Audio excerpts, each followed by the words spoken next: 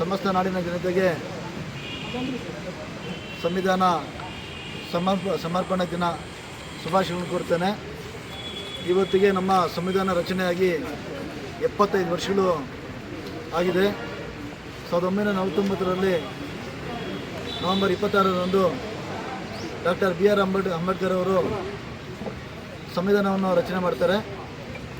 ನಮ್ಮ ಜಗತ್ತಿನ ಅತ್ಯಂತ ಒಂದು ಶುದ್ಧವಾದ ಮತ್ತು ಒಳ್ಳೆಯ ಒಂದು ಸಂವಿಧಾನ ಅಂತ ಹೇಳಿದ್ರೆ ಅದು ನಮ್ಮ ಭಾರತ ಸಂವಿಧಾನ ಅಂತ ಹೇಳಿದರೆ ತಪ್ಪಾಗಲಾರದಂತ ಭಾವಿಸ್ತೇನೆ. ಅಂಥ ಮಹಾಗ್ರಂಥವನ್ನು ನಮ್ಮ ಡಾಕ್ಟರ್ BR ಅಂಬೇಡ್ಕರ್ ನಮ್ಮ ಭಾರತ ದೇಶಕ್ಕೆ ಕೊಟ್ಟಿದ್ದಾರೆ.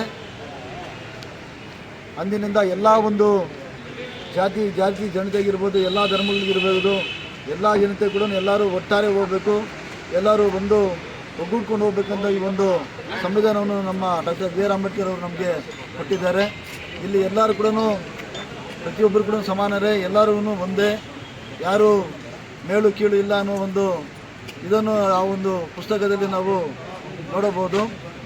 ಆ ಒಂದು ಸಂವಿಧಾನದಲ್ಲಿ ಇವತ್ತು ನಮ್ಮ ಇಡೀ ಭಾರತ ದೇಶ ಹೋಗ್ತಾ ಇದೆ. ಯಾವುದೇ ರೀತಿ ಎಲ್ಲ ಕೂಡ ಒಂದು ಅಣ್ಣ ತಮ್ಮಂದಿರ ಒಂದು ರೀತಿಯಲ್ಲಿ ನಾವು ಎಲ್ಲರೂ ಕೂಡ ಒಂದು ಜೊತೆಯಲ್ಲಿ ನಾವು ಎಲ್ಲ ಧರ್ಮಗಳು ಕೂಡ ನಾವು ಹೋಗ್ತಾ ಇದ್ದೀವಿ.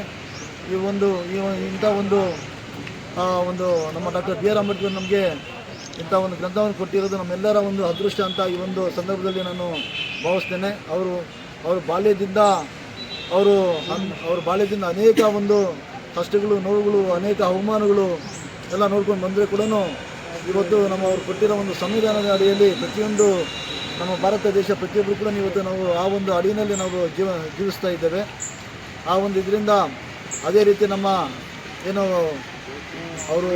ಡಾಕ್ಟರ್ BR ಅಂಬೇಡ್ಕರ್ ಅವರು ಇನ್ನೂ ಹೆಚ್ಚಿಗೆ ಪ್ರಧಾನಮಂತ್ರಿ ಆಗಬೇಕಾಗಿತ್ತು. ಅದನ್ನು ಪ್ರಧಾನಮಂತ್ರಿ ಆಗಬಾರ್ದಂತ ತಪ್ಪಿಸಿದ್ದು 62 ವರ್ಷ ಆಡಳಿತ ಮಾಡಿದ ಕಾಂಗ್ರೆಸ್ ಪಕ್ಷ.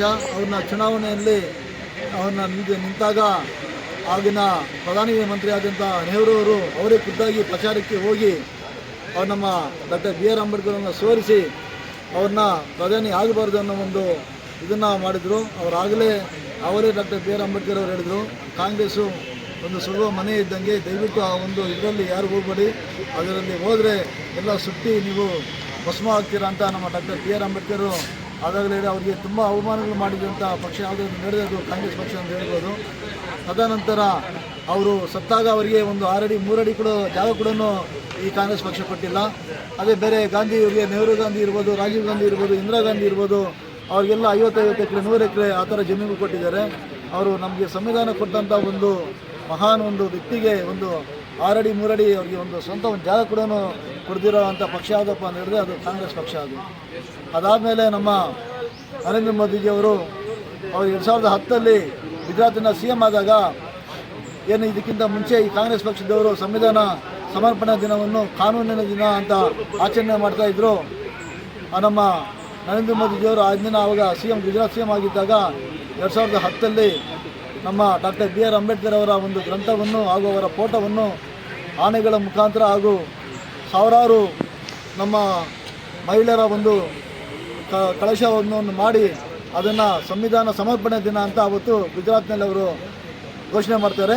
ಅದಾದಮೇಲೆ 2014ರಲ್ಲಿ ಪ್ರಧಾನಮಂತ್ರಿ ಆದಮೇಲೆ ಇಡೀ ದೇಶದಂತ ಪ್ರತಿಯೊಂದು ದೇಶ ಕೂಡ ಇದನ್ನು ಕಾನೂನು ದಿನ ಅಂತ ಸಂಭ್ರಮಣೆ ಮಾಡಬಾರ್ದು, ಇದು ಸಂವಿಧಾನ ಸಮರ್ಪಣೆ ದಿನ ಅಂತ ಮಾಡಬೇಕು ಅಂದ್ಬಿಟ್ಟು ಪ್ರತಿಯೊಂದು ರಾಜ್ಯದಲ್ಲೂ ಕೂಡ ಈಗ ಅದನ್ನು ಸಮರ್ಪಣೆ ದಿನ ಅಂತ ಒಂದು ಈಗ ಆಚರಣೆ ಮಾಡ್ತಾಯಿದ್ದಾರೆ. ತುಂಬ ಸಂತೋಷ ಆಗ್ತಾಯಿದೆ. ಯಾಕಂದರೆ ಇಂಥ ಒಂದು ಪ್ರಧಾನಿಗಳು ನಮ್ಮ ಡಾಕ್ಟರ್ BR ಅಂಬೇಡ್ಕರ್ ಸಂವಿಧಾನ ರಚನೆ ಮಾಡೋಂಥವ್ರಿಗೆ ಅವರು ಎಲ್ಲಿ ಹುಟ್ಟಿದ್ದಾರೆ, ಹುಟ್ಟಿರೋ ಸ್ಥಳ ಇರ್ಬೋದು, ಮತ್ತು ಓದಿರೋದು ಲಂಡನ್ನಲ್ಲಿಂಥ ಸ್ಥಳ ಇರ್ಬೋದು, ಮತ್ತು ಅವರು ಸತ್ತಿರೋ ಒಂದು ಅಧ್ಯಾಯ ಸಂಸಾರ ಜಾಗ ಇರ್ಬೋದು, ಈಗೆಲ್ಲ ಕೂಡ ಅದನ್ನು ಪಂಚತೀರ್ಥಗಳನ್ನಾಗಿ ಮಾಡಿ ಇವತ್ತು ನಮ್ಮ ಪ್ರವಾಸಿಗರಲ್ಲಿ ಹೋಗಿ ನಮ್ಮ ಡಾಕ್ಟರ್ BR ಅಂಬೇಡ್ಕರ್ ಅವರ ಬಗ್ಗೆ ತಿಳ್ಕೊಳ್ಳೋಂಥ ವಿದೇಶಗಳಿಂದ ಬಂದು ಹೋಗ್ತಾ ಇದ್ದಾರೆ. ಸೊ ಅದರಿಂದ ನಮ್ಮ ಡಾಕ್ಟರ್ BR ಅಂಬೇಡ್ಕರ್ ಅವ್ರಿಗೆ ಏನಾದರೂ ಗೌರವ ಕೊಟ್ಟಿರೋ ಪಕ್ಷ ಯಾವುದಾದ್ರು ಅಂತ ಹೇಳಿದ್ರೆ ಅದು BJP ಪಕ್ಷ ಅಂತ ನಾವು ಹೆಮ್ಮೆಯನ್ನು ಹೇಳ್ಬೋದು ಅಂತ ಈ ಒಂದು ಸಂದರ್ಭದಲ್ಲಿ ಹೇಳೋಕ್ಕೆ ನಾನು ಇಷ್ಟಪಡ್ತೀನಿ. ಓಕೆ.